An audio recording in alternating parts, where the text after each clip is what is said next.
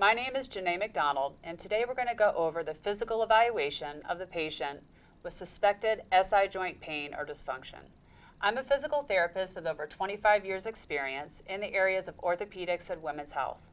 I've been on clinical faculty with the University of Florida and also with the Herman and Wallace Pelvic Rehab Institute. I've done research and done studies on piriformis syndrome and also in musculoskeletal low back pain in the pregnant patient. I'm currently the clinical coordinator of medical affairs at SI-BONE. There are three elements to consider when evaluating the patient with suspected SI joint pain or dysfunction: the lumbar spine, the SI joint, and the hip joint. Patients with suspected SI joint pain may have other pain generators with similar pain patterns. A thorough history and physical examination should be performed. Examination should include clinical tests or combinations of clinical tests that have both good sensitivity and good specificity for each anatomic region. Additional workup may include diagnostic imaging or other studies.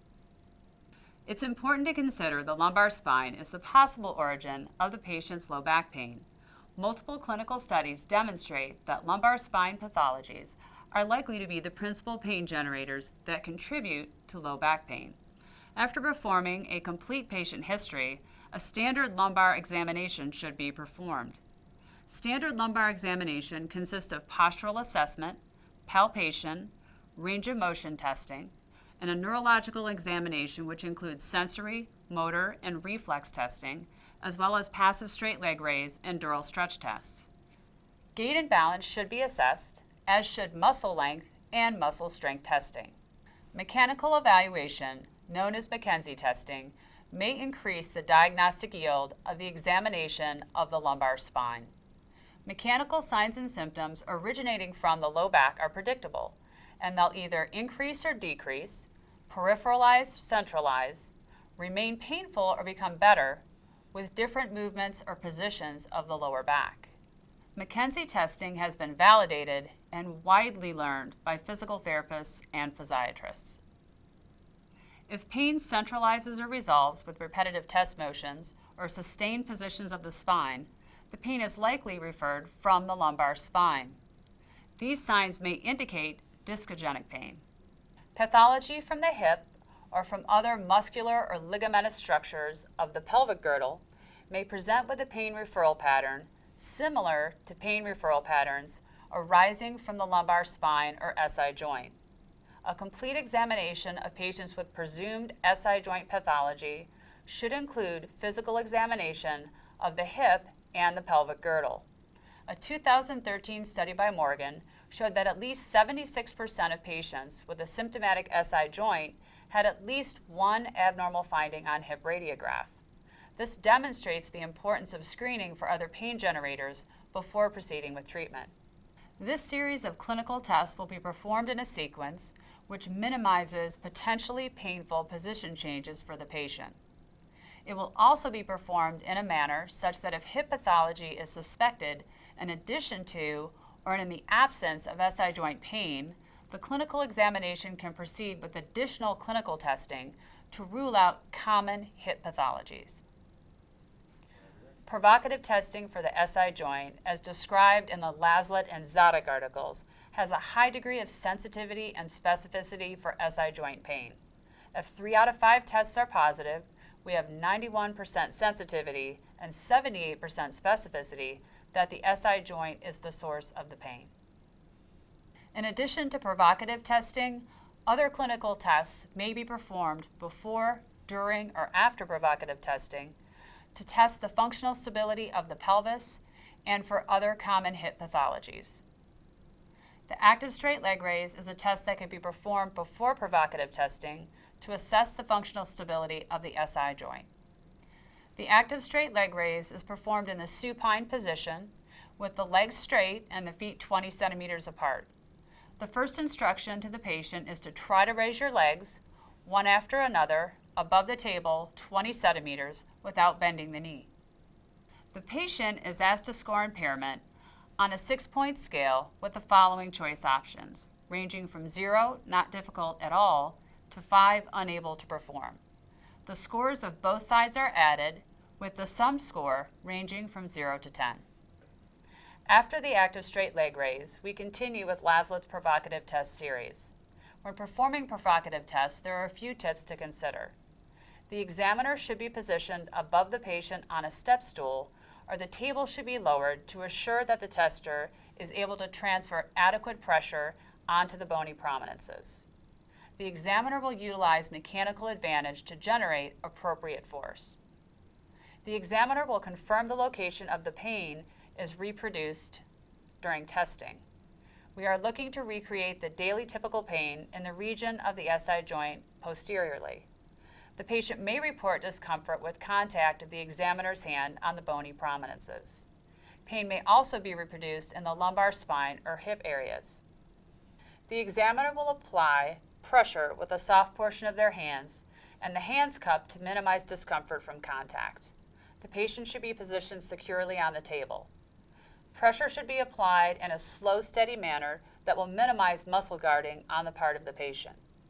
Slow, steady application of force will allow the ligaments to come to full stretch.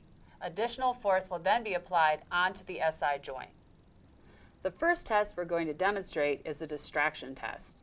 This test has the highest positive predictive value of all the provocative tests. For this test, the patient is positioned in supine and the symptomatic side is moved closest to the examiner. Once we have the patient close to us, we're going to take a pillow and position it underneath the lower extremities at the knee to keep the sacrum in its most neutral position. In addition, if the patient's able to put their forearm in the small of their back, this is going to further stabilize the lumbar spine during the test. For this test, we want to locate the anterior superior iliac spines, and with soft hands, we want to cross with straight elbows and put a posterolateral force directed down toward the table. We're then going to ask the patient if it reproduces the pain at their SI joint. The second test we're going to perform is the thigh thrust test, which is one of the most sensitive and specific tests in the provocative test series. For this test, the patient is already positioned in supine.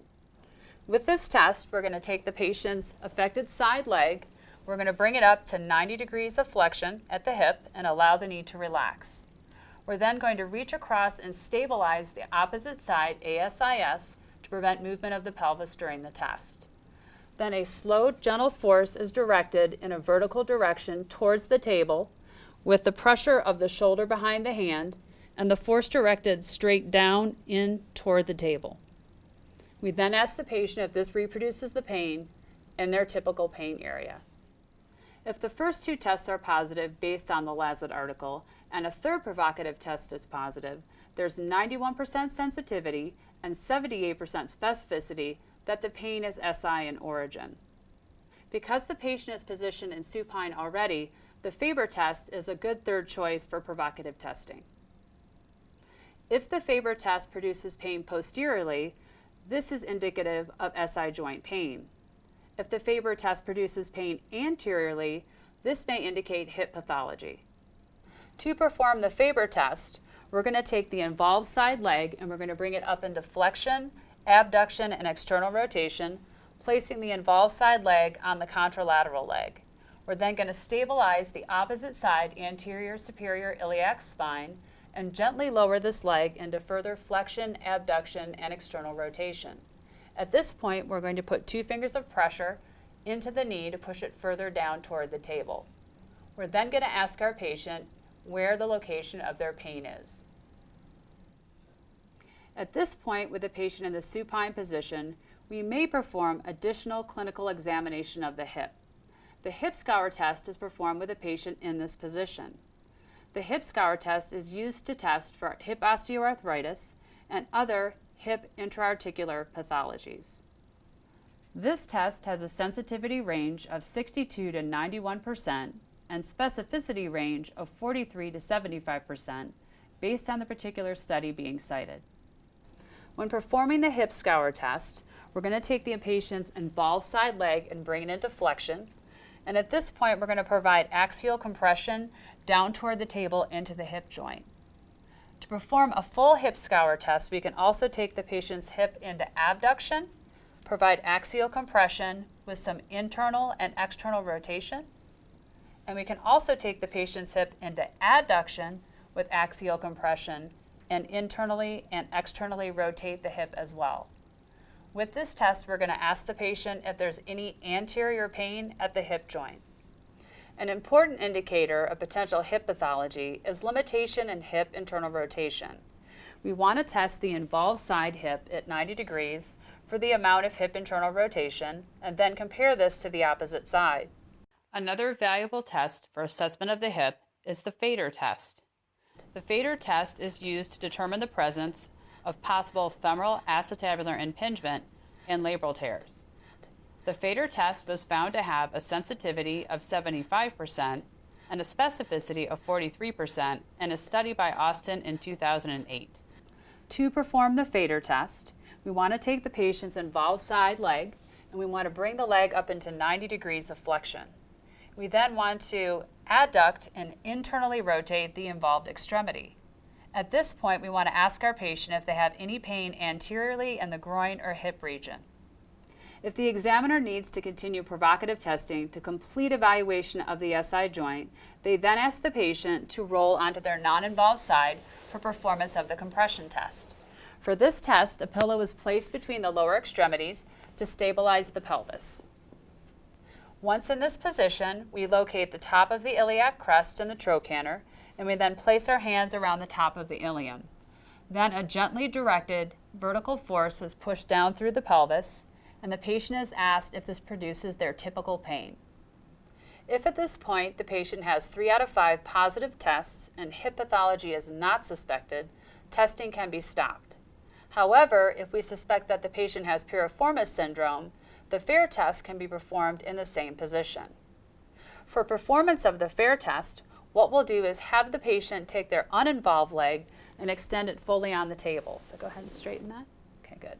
For the FAIR test, we're going to take the hip into 60 degrees of flexion. We're then going to adduct and internally rotate down toward the table. For the FAIR test, we're looking for reproduction of sciatic type symptoms to have a positive test. If at this point the examiner still does not have a third positive provocative test, the Gainsland's test can be performed in the supine position. To perform the Gainsland's test, we have the patient move into a supine position with their shoulders positioned in the center of the table and the hips move toward the involved side. We take the non-involved side leg and bring it into flexion and have the patient secure their leg with their hands. The examiner then holds that leg in that position to prevent movement of the ilium on the non-involved side. We then take the uninvolved leg and then gently lower this over the side of the table until resistance is met, and then provide a pressure down toward the floor. At this point, we ask the patient if it reproduces their typical pain. This series of clinical tests is an important part of the diagnostic algorithm for SI joint pathology. Screening evaluation of the hip is easily performed in conjunction with SI joint tests. These tests can be quickly and efficiently performed in a clinical setting. Evaluation of the SI joint, the lumbar spine, and the hips should be included in the workup of patients that are initially diagnosed with lower back pain.